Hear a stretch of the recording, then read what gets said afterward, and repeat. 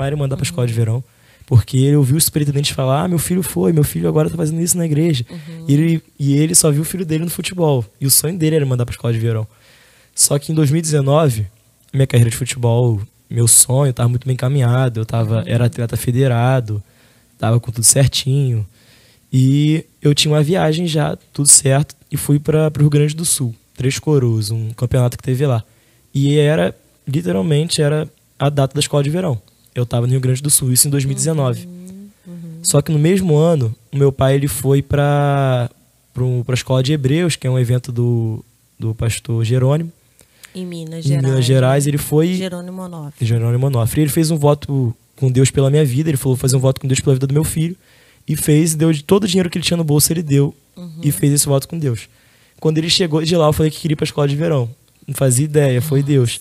E eu fui. Quando eu cheguei lá, a experiência foi algo tremendo. Que eu cheguei lá, foi em Minas, essa escola de verão que eu fui. Esse ano é no centro de convenções. Mas esse ano o ano que eu fui, meu primeiro ano, 2020, foi em Minas. E eu já fui no ônibus sentindo que era uma vibe totalmente diferente. Eu já fui com medo. Que eu falei, caraca, vai acabar minha vida aqui agora, porque Deus vai me pegar e aqui já era. E deu ruim. Eu já vi a vibe na escola, no ônibus eu já vi as pessoas assim empolgadas. Que legal. E quando chegou lá o primeiro dia, eu lembro até hoje, lembro como se fosse hoje. Pastor Luizinho Dávila, de Minas, acho que é de Minas, pastor Luizinho Dávila, ele já começou e ele falou, eu ia fazer isso só no último dia, mas vou fazer isso hoje. Aí fez um exercício chamado tabernáculo. E ele começou a fazer esse exercício. E naquele primeiro dia, Deus já pegou e falou comigo, já era, agora já te peguei de vez. E eu lembro que eu só chorava. E o decorrer da escola me despertou pro que eu sou hoje. Eu cheguei já ajudando meu pai na igreja. Eu cheguei já desenvolvendo meu ministério, que eu tinha medo, mas comecei a desenvolver. E a escola de verão, ela é um acampamento de verão. Mas a presença de Deus está real ali. Hoje, as pessoas até brincam comigo, o pessoal da escola. Ficam falando assim, caraca, ano passado tu estava aqui como participante, nem na igreja tu estava direito. E esse ano que passou agora, 2022, eu fui staff da escola. Fui para trabalhar. Tava lá servindo, e o pessoal viu, né? caraca. Sendo o exemplo para outras pessoas. E foi também outro marco muito grande da minha vida, foi a escola desse ano.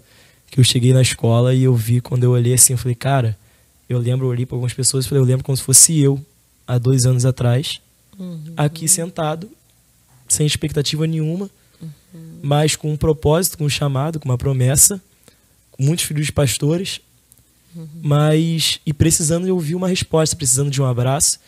E eu estava ali, eu toquei na escola de verão, fui tecladista da escola, toquei os 4 dias, e eu vi que eu olhei assim... A escola de verão, ela não é só para FIPAs, né? Não é só para filhos de pastores, ela é aberta para todos. Até para outras denominações, não é só quadrangular. Se tiver alguém de outra denominação, a escola de verão ela é aberta para todos. É só seguir lá, o @da escola é @escola de verão BR. Só seguir lá. E é muito bom para quem está no momento assim de não saber o rumo, de dúvida, né? Porque do seu desperta. propósito da sua vida, né? É todo um trabalho que é feito voltado para que você se encontre. Sim, realmente é isso. Tipo assim, eu lembro que no meu segundo dia, no primeiro dia eu já tive aquele baque, aquela administração, aquele chororô, e não foi só eu, praticamente todo mundo que estava lá. E por ser um sítio e destacado de tudo, eu lembro que nesse primeiro dia a gente ficou até tarde lá. Parecia até a gravação do clipe do Faz Chover do Fernandinho, que tava chovendo muito e a casa era parecida. Eu olhava assim, via a chuva caindo, eu ficava, cara, eu tô no clipe do Fernandinho. Era engraçado, E no segundo dia, um rapaz que até dividiu o quarto comigo, esse ano, que ele foi staff, eu falei pra ele, ele lembrou. Eu falei, cara, tu lembra que 2 anos atrás tu ministrou que eu ia ser pastor, que tinha um ministério pastoral na minha vida? Eu fui, ele me abraçou, ele era staff, ele me abraçou e falou assim, tem um ministério pastoral, começou a ministrar essa minha vida. E eu lembrei disso na escola desse ano.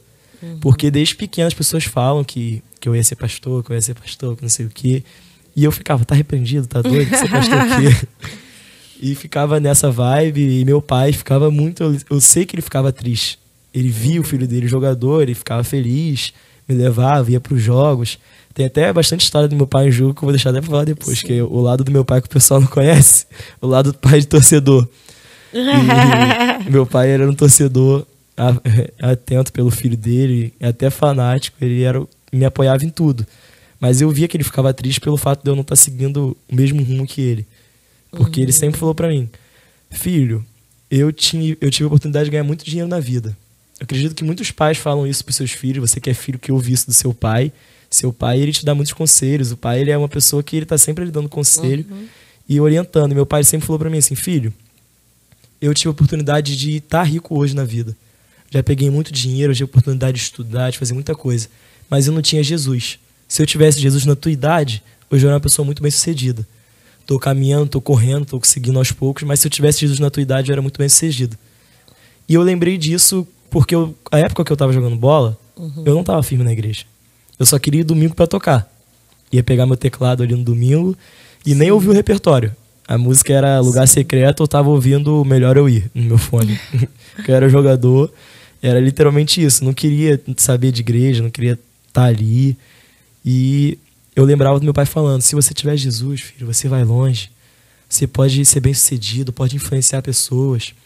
E que não sei o quê. Meu pai sempre falava, eu ficava: isso é palhaçada, coisa de pai, pai que fica falando.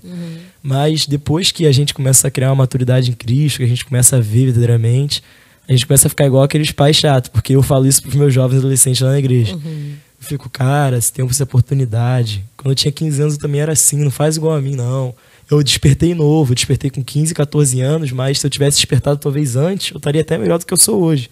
Porque quanto mais tempo a gente ganha, né? Porque a gente acaba perdendo tempo. Dedica ao Senhor. Quanto mais tempo a gente dedica, mais cedo, com certeza a nossa vida vai ser muito melhor. Porque a gente tem mais tempo. Sempre que meu pai, ele estava na igreja dele, eu tive um tempo de pastor titular, deixar isso mais pra frente. Passei por algumas situações, mas sempre que eu vejo que uma criança aceita Jesus, meu pai sempre fala assim: ela tem mais tempo de servir a Jesus do que a mim, do que eu. Ele tem mais tempo de servir a Jesus, essa criança. Então é verdadeiramente, porque uma parte do meu testemunho, não sei se muitas pessoas sabem, mas quando a gente era mais novo, meu pai, ele não é convertido desde berço.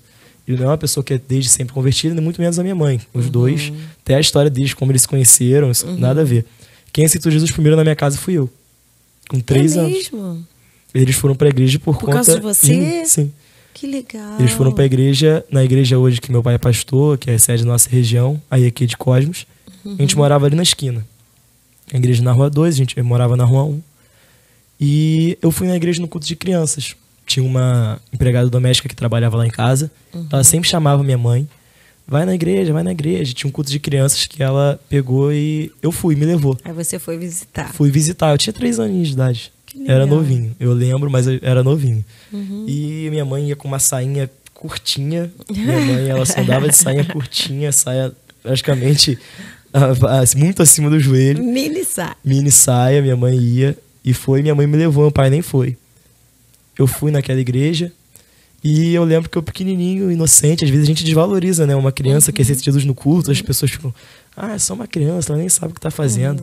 Mas aquela criança pode ser um canal para ser a transformação da sua igreja e da atual igreja que ela estiver, né? Porque foi o que aconteceu com a gente. Eu aceitei Jesus, levantei minha mão lá pequenininho e falei: mãe, tô com vergonha, vai lá comigo, por favor. Minha mãe foi lá na frente com aquela sainha dela curtinha.